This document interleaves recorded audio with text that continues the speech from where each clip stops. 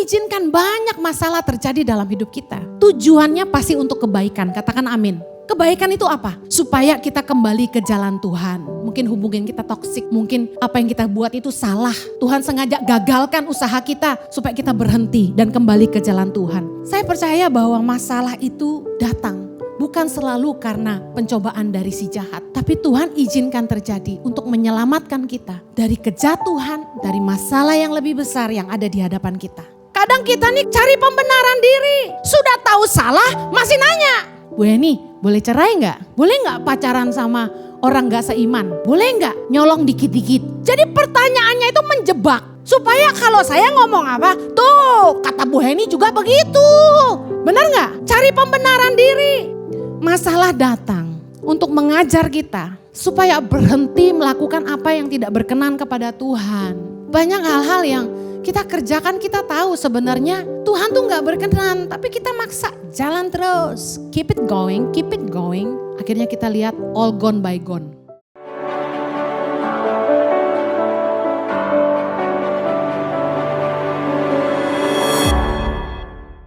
Baik, hari ini saya akan menyampaikan firman Tuhan dengan tema masalah. Kami punya salah satu education facility supervisor, seorang Indian ya, orang India. Dia bilang, Ibu Heni, masalah itu bumbu masakan ya. Well, saya percaya masalah itu diizinkan Tuhan jadi bumbu penyedap buat hidup kita. Yang percaya katakan amen. Masalah. Amsal 16 ayat 9. Hati manusia memikir-mikirkan jalannya, tetapi Tuhanlah yang menentukan arah langkahnya. Ketika planning kita gagal, ketika apa yang kita rencanakan tidak jadi, kita lihat itu sebagai masalah. Sadarkah Anda bahwa Tuhan itu mengizinkan masalah datang dalam hidup kita? Seperti rencana kita yang digagalkan. Pandemi tahu-tahu datang 2020 dan rencana kita semuanya batal. Niat-niat kita dibatalkan Tuhan. Pernah gak ngalami pengen ngirim SMS atau WA, sudah ketik gak kekirim. Terus kita baca-baca lagi, kayaknya gak boleh deh ngomong gini, kita hapus. Thank God bisa di-delete. Pernah gak ngalamin gitu? Terus kita mau marah nih sama orang nih. Kita telepon orang itu, tapi gak nyambung-nyambung. Dan gak tahu kenapa signalnya gak ada. Tapi banyak yang saya alami, niat-niat kita tuh dibatalkan. Saya percaya bukan kebetulan ya. Upaya kita tidak berbuah.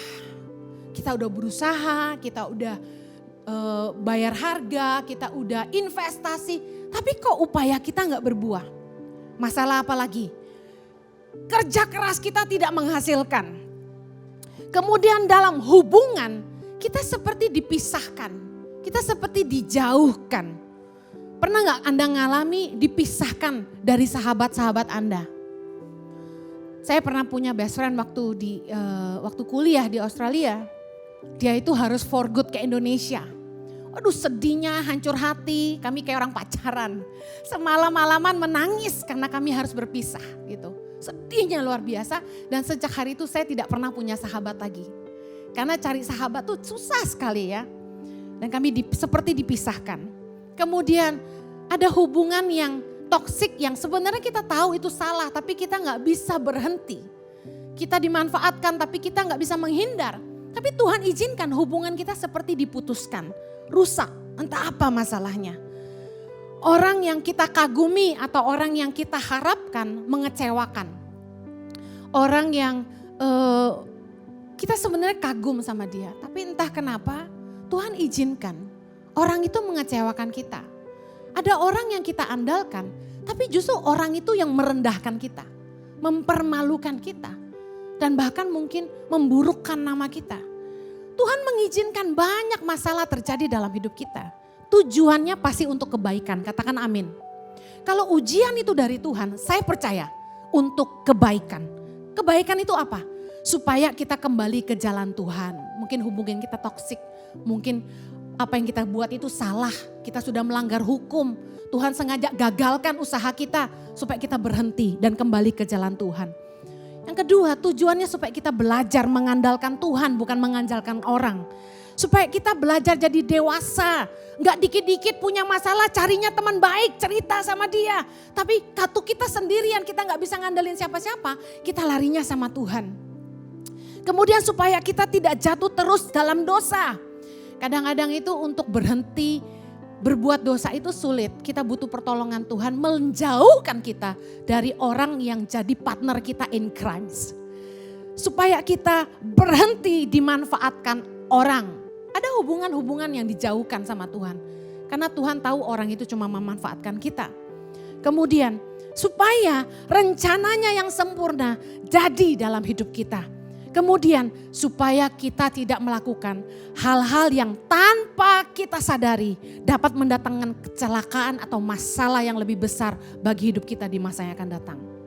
Saya dan suami ngalami beberapa kali itu Tuhan meluputkan kami dari membuat keputusan yang keliru untuk menyelamatkan kami dari masalah yang lebih besar di masa yang akan datang. Kami bukan gak pernah bikin salah. Berkali-kali kami buat keputusan yang salah. Loh kok bisa? Kan hamba Tuhan. Harusnya peka dong sama Tuhan. Kami pernah buat salah. Kami percaya sama orang yang salah. Kami buat keputusan yang salah. Tapi luar biasanya Tuhan selalu disingkapkan. Dan selalu dijauhkan. Ada orang yang hampir menjadi leader. Tiba-tiba mundur sendiri. Tanpa kami tahu kenapa dia mundur. Ternyata yang kami tidak pernah tahu. Selama ini di belakang kami dia berusaha menjatuhkan kami. Kita bisa buat salah. Saya percaya bahwa masalah itu datang. Bukan selalu karena pencobaan dari si jahat. Tapi Tuhan izinkan terjadi untuk menyelamatkan kita. Dari kejatuhan, dari masalah yang lebih besar yang ada di hadapan kita. Itu merupakan bukti kasih setia Allah yang luar biasa. Katakan amin. Tahukah Anda bahwa ada keadilan Tuhan yang Tuhan berikan kepada seluruh umat manusia. Baik orang percaya maupun tidak percaya.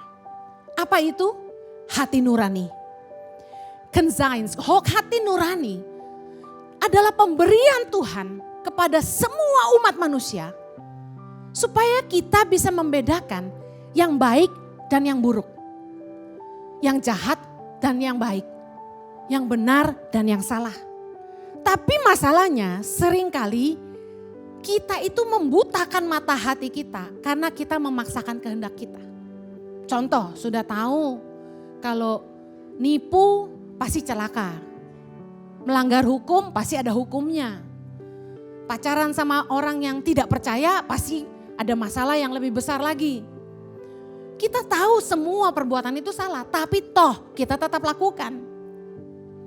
1 Timotius 1 ayat 19 bilang gini, beberapa orang telah menolak hati nuraninya yang murni itu, dan karena itu kandaslah iman mereka. Banyak orang yang menulikan telinga hatinya, membutakan mata hatinya, menolak hati nurani yang murni, yaitu suara Tuhan yang membimbing hidupnya. Sehingga iman mereka kandas. Nah harusnya waktu ada masalah datang dalam hidup kita.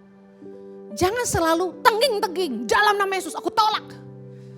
Harusnya kita tuh coba datang sama Tuhan. Kita renungkan, apakah ini petunjuk dari Tuhan? Ada dua kemungkinan. Masalah bisa bicara begini kalau dari Tuhan. Yang pertama, bahwa Tuhan tidak mau kita teruskan. You should stop. Kita harus berhenti. Atau Tuhan mau menyatakan mujizatnya dalam hidup kita. Saya akan bahas tentang masalah bisa menjadi pertanda dari Tuhan untuk kita berhenti. Mungkin dalam hidup ini kita salah jalan. Atau keputusan yang kita buat itu salah. Dan Tuhan ingin menyelamatkan kita dari masalah yang lebih besar ke depan. Saya kasih contoh, ingat Yunus? Yunus itu naik kapal, melarikan diri. Tuhan itu suruh dia pergi kemana? Niniwe, tapi dia kemana? Tarsis. Dia naik kapal ke Tarsis, datanglah badai ke atas kapal itu. Masalah gak itu? Masalah. Apa yang terjadi? Yunus sadar dia salah, Tuhan izinkan itu terjadi, dia harus nyemplung ke laut supaya yang lain selamat. Akhirnya dia diam di perut ikan paus. Saya mau kasih tahu, saya ini pernah sok heroik. Saya pikir suami saya ajalah yang jadi hamba Tuhan. Saya tak jadi pengusaha gitu. Businesswoman.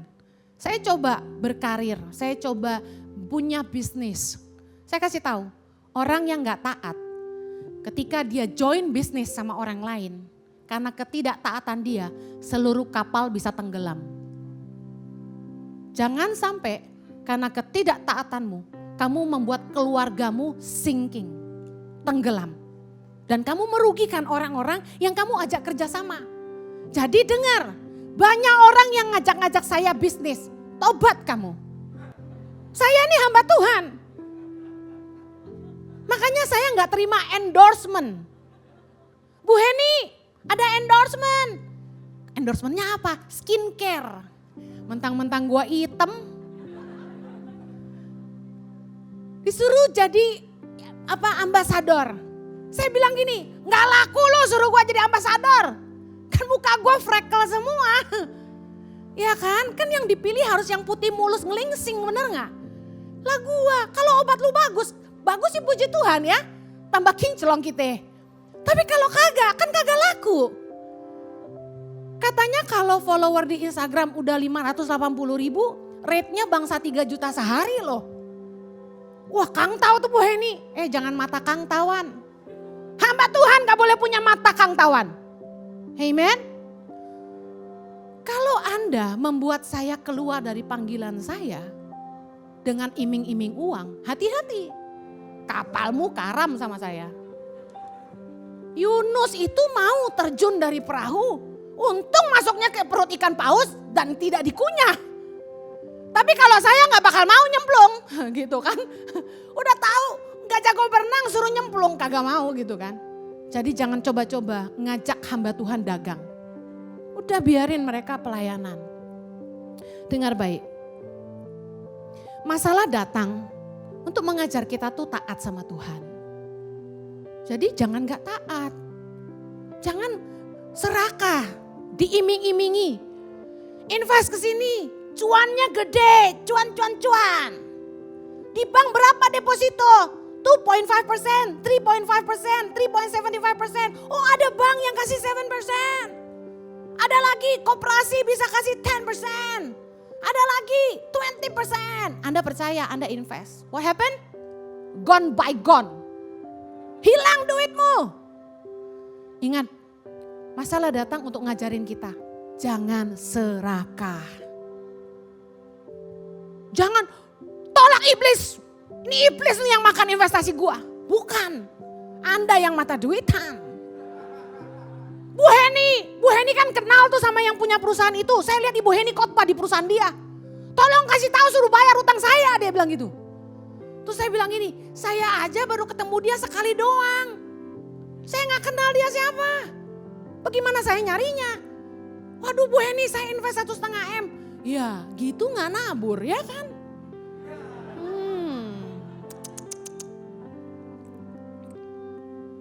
Ada lagi. Tahu kisah Bileam? Bileam itu nabi yang didekati sama Raja Balak. Raja Balak kirim utusannya supaya manggil Bileam datang ke Raja Balak. Untuk apa? Untuk menyumpahi bangsa Israel. Supaya Balak bisa perang lawan Israel dan menang gitu.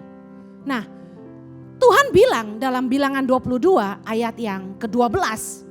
Lalu berfirmanlah Allah kepada Bileam. Janganlah engkau pergi bersama-sama dengan mereka, janganlah engkau mengutuk bangsa itu sebab mereka telah diberkati. Bileam tahu bahwa Tuhan gak mau dia pergi mengutuk bangsa Israel. Tapi lihat, Raja Balak gak menyerah. Dia kirim lagi utusannya dan bilang sama Bileam, jangan biarkan ada yang menghalangi kamu datang kepadaku. Sebab aku akan memberikan upahmu sangat banyak. Dan apapun yang kau minta daripadaku, aku akan mengabulkannya. Datanglah dan serapahlah bangsa itu bagiku. Wah diiming-imingi duit. Manusia tuh biasanya kalau sama duit kalah apa menang? Kalah apa menang? Anda yang jawab loh kalah ya. Kita harus jadi umat pemenang, katakan amin. Dengar baik. Tetapi ayat 18 ya. Bileam menjawab kepada pegawai-pegawai Balak. Keren jawabannya. Mari lihat. Sekalipun Balak memberikan kepadaku emas dan perak seistana penuh, aku tidak akan sanggup berbuat sesuatu yang kecil atau yang besar yang melanggar titah Tuhan Allahku. Keren gak jawabannya? Ora mata duitan, ora. Tapi mari kita lihat ayat 19. Oleh sebab itu, baiklah kamu pun tinggal di sini pada malam ini, supaya aku tahu apakah pula yang akan difirmankan Tuhan kepadaku. Loh, Tuhan sudah berfirman belum sebelumnya? Di ayat 12. Sudah. Bileam tahu nggak bahwa Tuhan tidak mengizinkan dia menyumpahi bangsa Israel? Tahu. Ayat 12 tadi kita sudah baca, Tuhan tidak izinin. Tapi apa yang dia lakukan? Sama kayak kita. Kadang kita nih kayak Bileam, sudah tahu salah masih nanya. Bu Eni, boleh cerai nggak? Bu Eni, boleh nggak pacaran sama orang nggak seiman? Bu Eni, boleh nggak nyolong dikit-dikit? Bu Eni, boleh nggak lapor pajak? Bu Eni, boleh nggak bayar perpuluhan? Bu Eni, jadi pertanyaannya itu menjebak. Supaya kalau saya ngomong apa, tuh kata Bu Heni juga begitu. Benar nggak? Cari pembenaran diri. Persis nggak kayak Bileam? Udah tahu Tuhan bilang jangan. Tapi dia bilang apa? Sekalipun kamu kasih aku perak emas seistana penuh. Siapa yang ngomong mau kasih lu seistana penuh ya kan? Berarti itu ekspektasi dia. Aku tidak akan mau dia bilang. Gak bisa, gak mampu. Tapi coba tinggal dulu satu malam. Siapa tahu Tuhan berubah pikiran. Dengar baik. Akhirnya Bileam tuh hampir mati dibunuh malaikat. Tapi Tuhan membuka mata keledainya untuk menyelamatkan Bileam sampai 3 kali. Keledai lebih peka daripada manusia. Bisa lihat malaikat di depan menghudus pedang mau bunuh si Bileam. Karena dia tetap pergi. Lucu sih, Tuhan ini main-main. Tuhan bilang, ya udah lu mau pergi. Tapi lu cuma boleh ngomong yang Tuhan suruh gitu. Saya gerendong firman ini Tuhan bercanda juga. Tadi bilang gak boleh, sekarang boleh. Tapi sebenarnya gini, sama kayak perempuan. Udah ngomong sama suami, kamu gak boleh pergi sama teman-teman reunian. Tahu gak kenapa reunian tuh gak baik? Soalnya ketemu pacar lama. Yang lama-lama harus dibuang. Kalau ada suami atau istri mau reuni, kamu harus ikut. Kita sebenarnya nggak rela suami itu pergi atau istri pergi reuni. Tapi seringkali di mulut beda, di hati beda ya kan. Kita ngomong, ya udah, lu mau pergi. Tuh teman-teman lu udah nungguin, ya udah pergi dah. Ngerti ya? Sebenarnya kita nggak rela. Nah Tuhan tuh begitu. Karena Bileam maksa, ya udah mereka udah jemput kamu, ya udah pergi sana. Tapi kamu hanya boleh mengatakan yang aku suruh engkau katakan. Nah ternyata Tuhan bokam guan, marah sama dia. Datanglah malaikat pengen bunuh. Diselamatkan oleh keledainya 3 kali. Dan ketika Bileam memukul keledainya 3 kali, Tuhan membuka mulut keledainya dan bicara sama dia. Kenapa lu pukul gua terus? Bayangin Bileam punya keledai bisa ngomong. Makanya kalau kita auban-auban, mokong, dibilangin susah, tar tikus dibikin ngomong. Ya. Dengar baik, masalah datang untuk mengajar kita supaya berhenti melakukan apa yang tidak berkenan kepada Tuhan. Banyak hal-hal yang kita kerjakan kita tahu sebenarnya Tuhan tuh gak berkenan, tapi kita maksa jalan terus, keep it going. Akhirnya kita lihat all gone by gone. Waktu hal-hal itu gak terjadi sesuai yang kita inginkan, percayalah bahwa Tuhan tuh punya rencana yang lebih baik. Amin. Kalau ada masalah yang menghadang kita, apa yang kita kerjakan tuh gak diberkati, dalam hubungan kita ditinggalkan, kita dikecewakan orang yang kita harapkan. Mari belajar bersyukur dan bilang gini, bahwa Tuhan tahu yang terbaik. Amin. Tuhan itu mau nunjukin kita salah jalan, Tuhan meluputkan kita dari masalah yang lebih besar. Tuhan ingin membebaskan kita dari beban-beban yang gak perlu. Kadang-kadang kita nih terlalu kepo. Sehingga kita itu mikul-mikul beban yang harusnya gak perlu. Unnecessary. Tuhan gak mengizinkan kita dimanfaatkan dan Tuhan tidak mau kita hidup dalam dosa. Saya percaya sekalipun segala sesuatu yang terjadi dalam hidup kita tidak seperti yang kita inginkan. Tapi percayalah bahwa gini, kalau sampai Tuhan ngizinin semua rusak, semua hancur, semua gagal. Kalau kita ini percaya penyertaan Tuhan, percaya gini bahwa tidak ada yang terjadi dalam hidupku tanpa seizin Tuhan. Amin. Karena Tuhan juga bisa bicara lewat masalah. God knows best. Yang kedua, masalah bisa menjadi cara Tuhan untuk menyatakan mujizatnya dalam hidup kita. Kita lihat Yohanes 6 tentang Yesus memberi makan 5.000 orang. Di ayat ke-5. Ketika Yesus memandang sekelilingnya dan melihat bahwa orang banyak berbondong-bondong datang kepadanya, berkatalah ia kepada Filipus, di manakah kita akan membeli roti supaya mereka ini dapat makan? Ayat ke-6, baca baik-baik. Sama-sama yuk. Hal itu dikatakannya untuk mencobai dia, sebab ia sendiri tahu apa yang hendak dilakukannya. Ayat ke-7, jawab Filipus kepadanya, roti seharga 200 dinar tidak akan cukup untuk mereka ini. Sekalipun masing-masing mendapat sepotong kecil saja. Saya mau tanya, Yesus tahu nggak bahwa bagi murid-muridnya mustahil kasih makan 5.000 orang? Yesus tahu nggak? Tahu. Tapi Yesus tetap ngomong gitu untuk menguji mereka. Tuhan tuh pengen lihat responnya. Tahukah Anda dalam hidup kita kadang-kadang yang Tuhan suruh dalam kebenaran firman Tuhan maupun dalam bisikannya lewat suara hati kita. Hal-hal yang Tuhan suruh kita lakukan tuh kelihatannya sulit.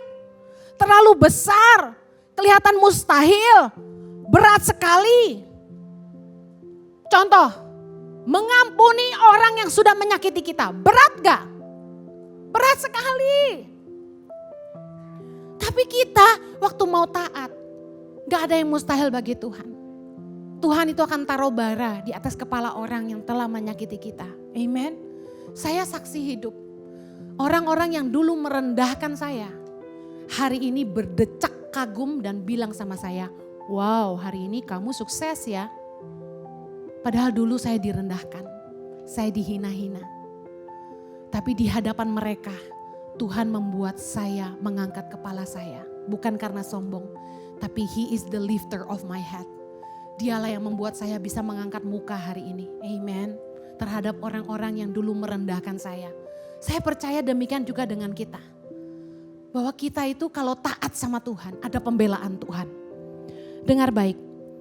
Waktu Tuhan bilang dalam firman-Nya, sebab Ia sendiri tahu apa yang hendak dilakukannya.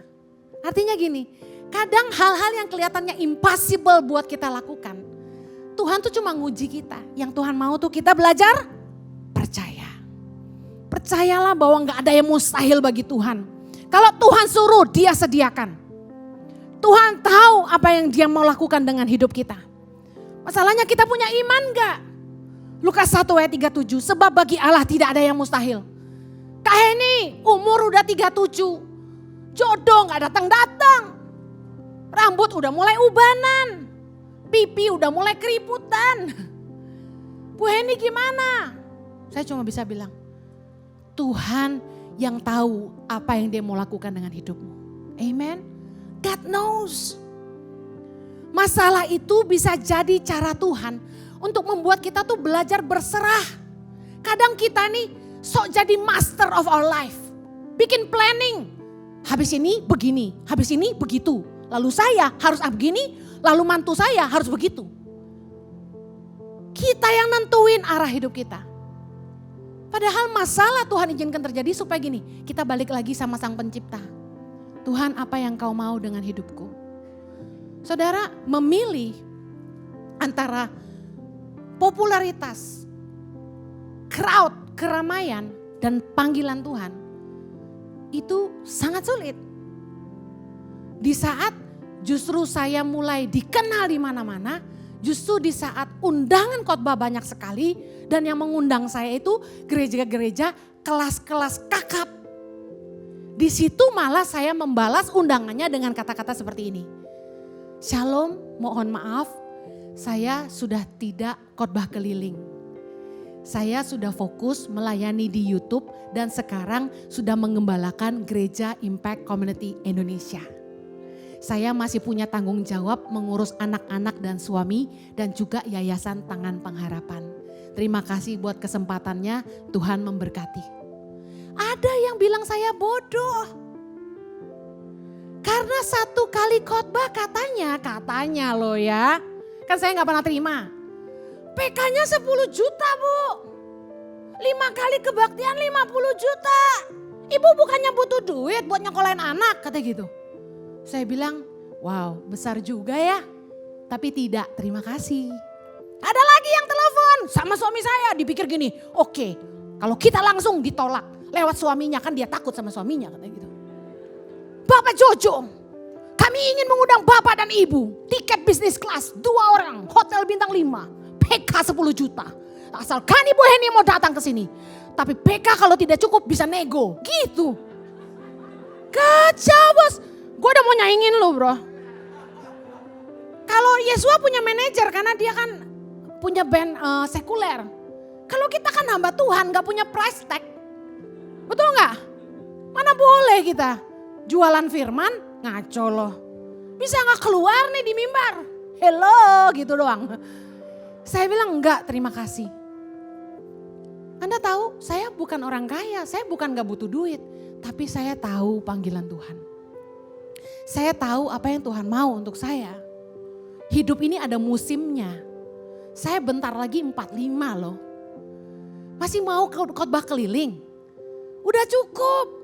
Tuhan udah bangun sejauh ini. YouTube buat saya itu penyediaan Tuhan.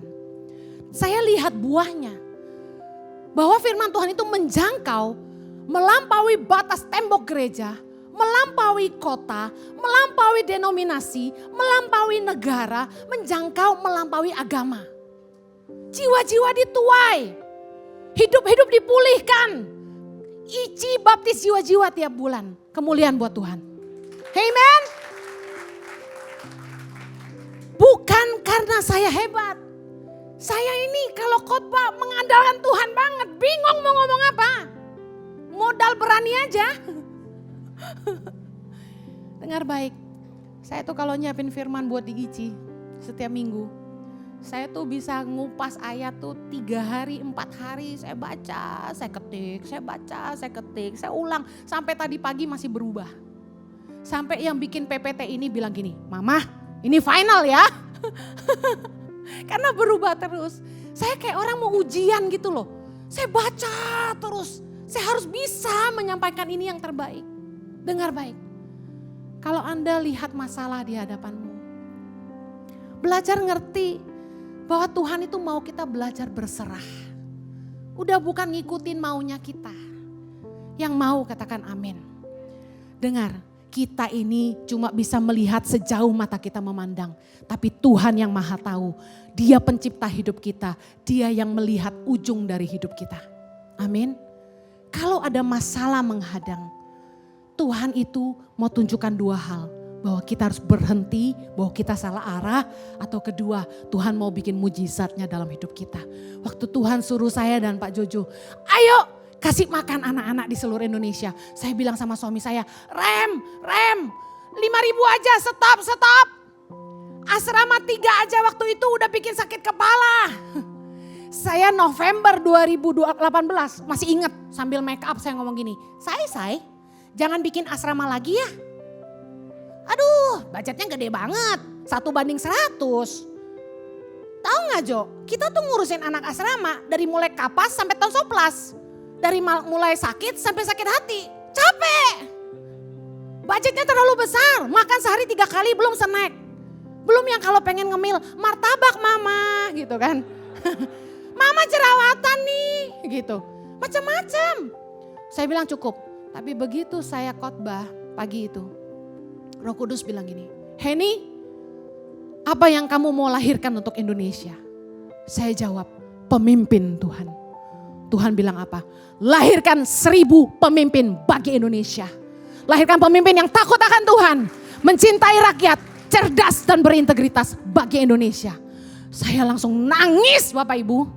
Pulang pelayanan itu, saya masuk kamar mandi, gak nyapa suami saya. Saya nangis karena saya dosa. Saya ngomong apa yang saya mau, bukan apa yang Tuhan mau. Saya masuk kamar mandi, saya ingat saya di shower nangis teriak. Tuhan, saya mau jualan apa lagi? Sok hebat. Lu kira jualan kaos bisa ngasih makan 5.000 anak? Ente, gak bisa. Kagak cukup. Sampai doer khotbah, nenteng 40 kilo sampai pinggang sakit. Gak cukup bos. Sedih gak? Saya kasih tahu, sok banget sih kita ini kadang-kadang. Sok ngatur hidup kita, sok pikir kita yang bisa. Tadi Yesus bilang, bukan karena kuatku tapi karena rohmu. Masalah tuh datang buat menyadarkan kita. Tuhan sanggup melakukan yang dia mau dalam hidupmu. Katakan amin. Mari belajar serahkan hidup kita sama Tuhan. Kalau ada masalah, ini aja prinsipnya. Saya tutup. Matius 6:33. Carilah dahulu kerajaan Allah dan kebenarannya, maka semuanya ditambahkan. Pegang ini baik-baik kalau ada masalah.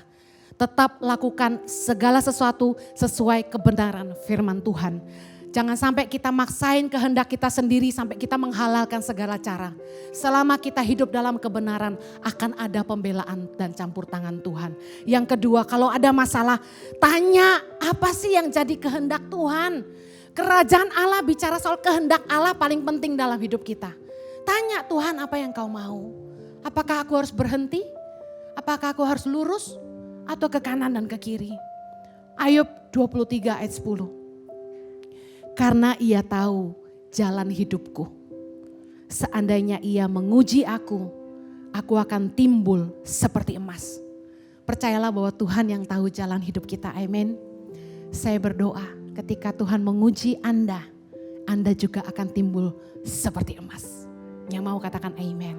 Mari kita berdoa. Bapa di surga, sungguh besar kasih setiamu, penyertaan-Mu dalam hidup kami. Hari ini kami belajar untuk melihat masalah sebagai cara Allah berbicara. Bahwa kami harus kembali ke jalan Tuhan. Bahwa kami harus belajar mengandalkan Tuhan. Supaya kami belajar taat, belajar setia, meninggalkan dosa. Keluar dari hubungan yang toksik yang salah. Tuhan kami berdoa, kasih karunia-Mu kiranya memampukan kami. Di dalam nama Yesus. Yang diberkati Tuhan sama-sama kita katakan. Amen. Tuhan memberkati.